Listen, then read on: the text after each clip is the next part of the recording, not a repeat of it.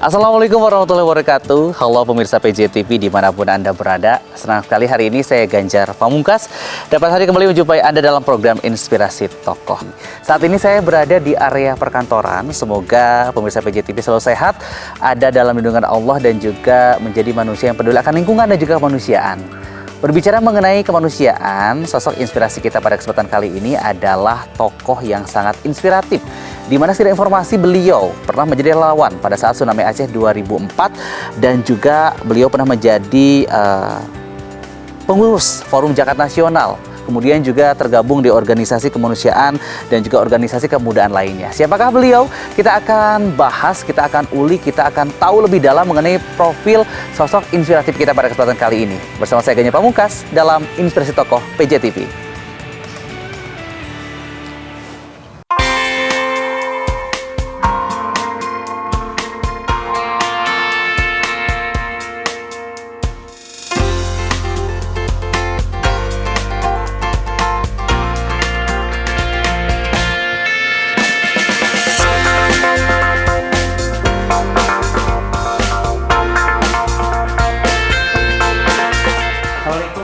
Waalaikumsalam, ada tamu Kang Ganjar. Sehat, apa kabar? Wah, luar biasa. Lagi ngobrol-ngobrol sibuk nih kayaknya. Biasa aja nih obrolan keluarga kecil-kecil. Biasa kan kalau keluarga mah perlu komunikasi. Ibu mengganggu waktunya, mohon maaf. Enggak, bukan enggak lo suguhan nanti. Supaya enak ngobrol-ngobrol di sana. Yuk, boleh. Yuk.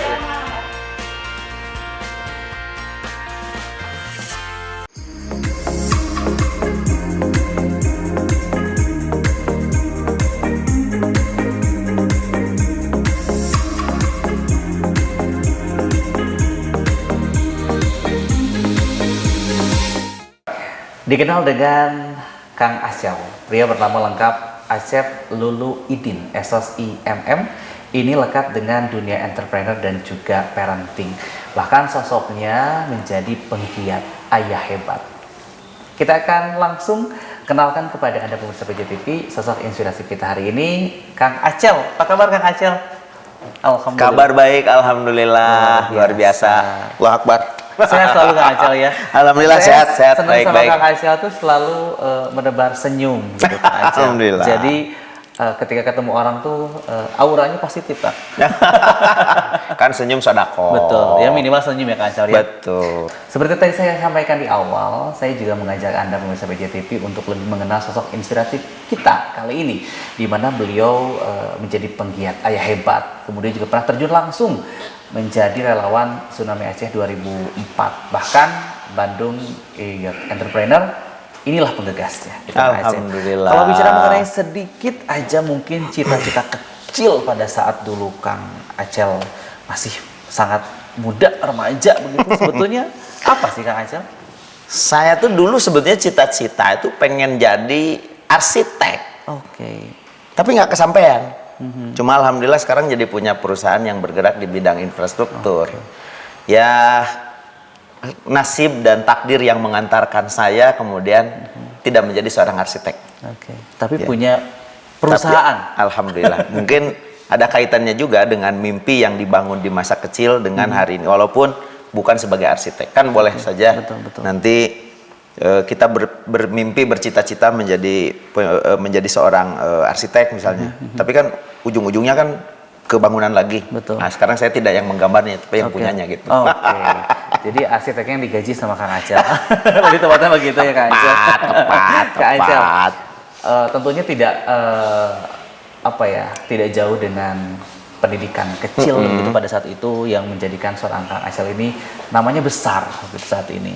Aduh, SD nama saya kecil. Namanya mungkin singkat tapi pengaruhnya besar Kang Acel. Ya. Gitu. Saya dulu bersekolah, memang lahir dan besar di Garut. SD saya di kampung saya sendiri, di SD Negeri Cibolerang.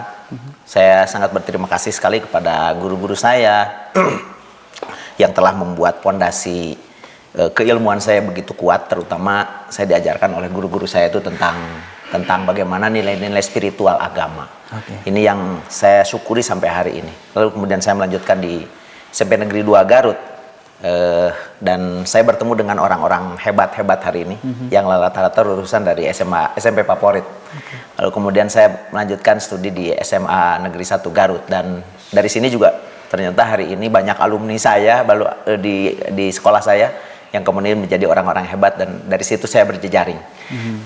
Dengan konsep seperti itulah kemudian saya belajar kepada mereka, dan kemudian saya mengambil pelajaran penting. Setelah itu saya kemudian melanjutkan cita-cita, karena orang tua saya pada awalnya meminta saya menjadi seorang guru ngaji.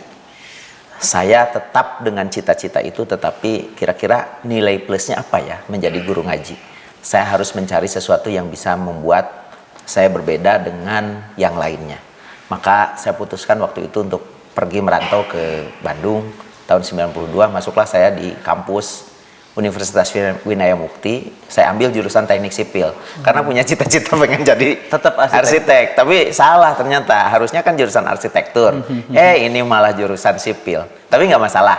Akhirnya setelah itu kemudian saya nggak lulus di Universitas Winaya Mukti, dan kemudian saya waktu itu membuat sebuah lembaga waktu itu ya, bikin sebuah lembaga, dan itulah yang mengantarkan saya kemudian masuk ke kota lain.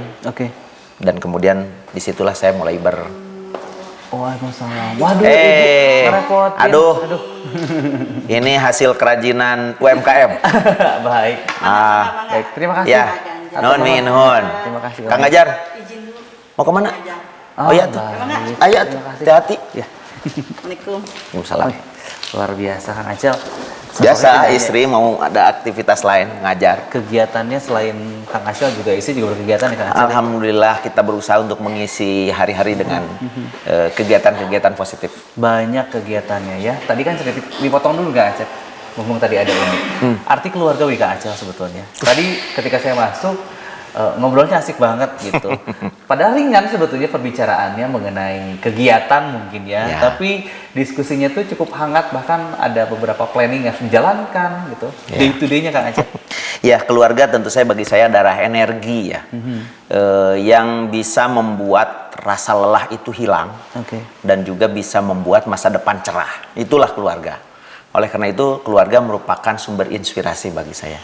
Jadi sebelum apa-apa kita bekerja untuk yang lain, tentu saja keluarga dululah yang harus menjalankannya. Supaya ketika kita atau saya atau istri itu mengajak orang untuk melakukan sesuatu, ya orang juga melihat, oh iya sudah run well gitu di keluarga. Pondasinya sudah kuat gitu dari rumah. Disitulah pentingnya kenapa kemudian keluarga itu menjadi bagian penting yang tidak bisa dipisahkan. Ini jadi salah satu alasan Kang Acel juga menjadi penggiat si ayah hebat barangkali. Betul sekali. Dari rumah gitu. Memang harus kita mulai dari rumah. Bahkan seorang bijak mengatakan bahwa ketika Anda ingin mempengaruhi dan merubah sebuah peradaban, maka mulailah dari rumah Anda. Maka ketika Anda sudah bisa merubah rumah Anda, maka Anda akan merubah dunia ini. Wow, luar biasa. Dicatat kata-katanya jadi inspirasi untuk kita semua gitu Kang Acel. Terima kasih sudah disuguhi dengan mangga ini kerajinan dari UMKM yang ada di Kota Bandung. Baik, Bandung Youth Entrepreneur ini salah satu pendirinya begitu Kang Acel. Namun sebelum kita ke Bandung Youth Entrepreneur, mungkin bisa diceritakan sedikit. Tadi kan juga Kang Acel sempat cerita tentang masa kecil yang juga punya cita-cita jadi arsitek tapi nggak kesampaian. Malah sekarang itu melebihi dari cita-citanya begitu ya. Jadi punya karyawannya arsitek. Beyond expectation. Karyawannya arsitek, digajinya sama Kang Acel. Itu mungkin doanya jadi lebih begitu dikabulin sama. Ada resep khusus barangkali Kak Aceh? Enggak, resep khususnya kalau dalam dunia entrepreneur atau mungkin dalam mewujudkan cita-cita, yang pertama kita dituntut untuk punya tekad yang kuat aja. Yang pertama, apapun itu, kita ketika memiliki tekad yang kuat, lalu kemudian mindset yang kokoh, nah disertai dengan ikhtiar yang terbaik. Ikhtiar terbaik itu ya bekerja, berusaha, berjejaring dan sebagainya, dan akhirnya dengan doa. Baik. Nah, rumusnya sama aja kok, nggak ada yang aneh. Kalau jadi seorang pengusaha sebetulnya turunan kah? punya darah pengusaha kah? Atau memang dari sekolah sebetulnya sudah mulai punya usaha kecil begitu Kang Acel? Mungkin kalau darah usaha, ya tidak hebat-hebat banget lah. Ayah saya dulu sering berangkat dari kampung itu ke Pangandaran. Dari kampung itu ayah bawa kain-kain batik Garutan, terus kemudian dijual di Pangandaran. Dari Pangandaran beliau bawa kelapa, bawa macem-macem, pulang lagi. Disitulah jiwa bisnis ayah saya mungkin turun ke saya sedikit. Makanya saya sejak kecil itu udah mulai jualan domba, disuruh ngurus domba gitu di rumah. Nanti pas kalau mau Idul Adha, dombanya dijual ke pasar dapat uang. Panen gitu gitu kan ya. Nah, di sela-sela itu kalau waktu kecil saya sekolah biasanya ke sekolah tuh ke kota kalau SMP. Itu jalan kakinya kurang lebih 2,5 km bolak-balik 5 kilo. Jadi sehat. Makanya sampai kecil sampai sekarang ya. Kurang gizi itu mah. Nah, jadi ketika di perjalanan itu ibu selalu membuat bahan makanan olahan dari apa namanya, dari tepung apa segala buat jadi mengganjal gitu. dodol apa segala macam. Itu yang kemudian saya bawa. Saya bawa berangkat sekolah, saya simpen di warung-warung tetangga dari mulai jalan sini sampai ujung jalan raya. Nah, pulangnya baru kemudian saya tanya lagi, udah habis belum? Kalau udah habis bayar. Jadi berangkat bawa barang, pulang bawa uang.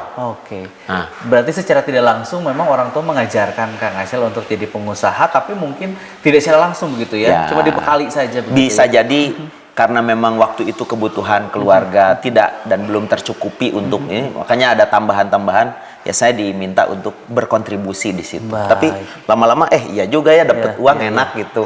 Nyaman akhirnya. Sekarang kan kita akan bahas lagi lebih lanjut. Kayaknya masih banyak perbincangan kita menarik nih tentang cerita hidup dari Kang Acel. Kita akan kembali usaha jeda berikut.